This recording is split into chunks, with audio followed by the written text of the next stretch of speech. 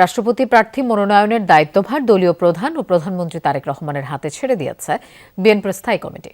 বৈঠক শেষে সিনিয়র নেতারা জানান, নির্বাচন কমিশন নির্বাচনের তফসিল ঘোষণা করলে দলের সিদ্ধান্ত অনুযায়ী এ বিষয়ে পদক্ষেপ নেওয়া হবে। পাশাপাশি এই বৈঠকে সমসাময়িক রাজনীতি ও স্থানীয় সরকার নির্বাচন নিয়ে আলোচনা হয়েছে বলেও জানিয়েছেন বিএনপির নীতি নির্ধারকরা।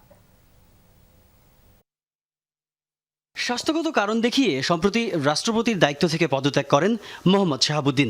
অস্থায়ী রাষ্ট্রপতি হিসেবে দায়িত্ব পালন করছেন মেজর অবসরপ্রাপ্ত হাফিজ উদ্দিন আহমেদ।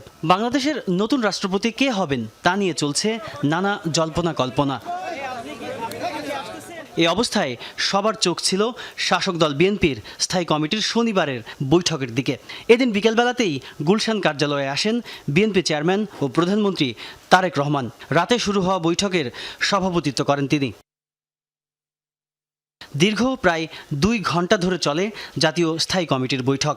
আলোচনা হয় দেশের সামগ্রিক রাজনৈতিক পরিস্থিতি নিয়ে। বৈঠক শেষে গণমাধ্যমের মুখোমুখি হন বিএনপির 2 সিনিয়র নেতা মির্জা ফখরুল ইসলাম আলমগীর ও সালাউদ্দিন আহমদ। বৈঠকের সিদ্ধান্তের কথা জানান তারা।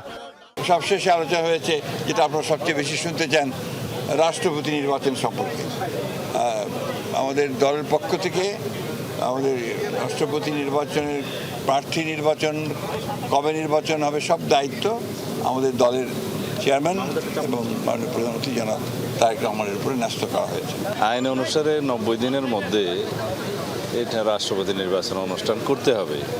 তো সেই লক্ষ্যে নির্বাচন কমিশন তো ইতিমধ্যে প্রেসে বলেছে কথাবার্তা যে তারা প্রস্তুত আছে রাষ্ট্রপতি নির্বাচন আয়োজন করার জন্য। সেটা তারা তফসিল ঘোষণা করতে পারে। তফসিল ঘোষণা করলে দলের পক্ষ থেকে সেই সিদ্ধান্ত নেয়ার দায়িত্ব আমরা চেয়ারম্যান হিসেবে, দলের চেয়ারম্যান হিসেবে তার উপরেই ন্যস্ত করেছি। স্বরাষ্ট্রমন্ত্রী জানান, আইন অনুযায়ী নির্দিষ্ট সময়ের মধ্যে রাষ্ট্রপতি নির্বাচনের বিধান রয়েছে। এ লক্ষ্যে নির্বাচন কমিশন প্রয়োজনীয় প্রস্তুতি নিচ্ছে। এক প্রশ্নের জবাবে তিনি বলেন, এখন পর্যন্ত কোনো নাম প্রস্তাব বা আনুষ্ঠানিক সিদ্ধান্ত হয়নি। নির্বাচন কমিশন তফসিল ঘোষণা করলে মনোনয়নপত্র বিক্রি হবে, জমা হবে, যাচাই বাছাই হবে। বাছাইয়ের পরে যদি সিঙ্গেল প্রার্থী হয় সেই ক্ষেত্রে আর নির্বাচন করতে হয় না।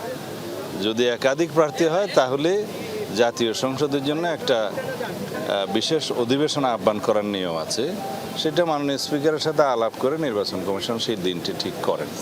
স্থানীয় সরকার নির্বাচন প্রসঙ্গে তিনি বলেন, চলতি বছরের শেষ ভাগে বা আগামী বছরের শুরুর দিকে এই নির্বাচন অনুষ্ঠানের জন্য প্রস্তুত রয়েছে স্থানীয় সরকার বিভাগ। তাজ নুর ইসলাম, যমুনা নিউজ, ঢাকা।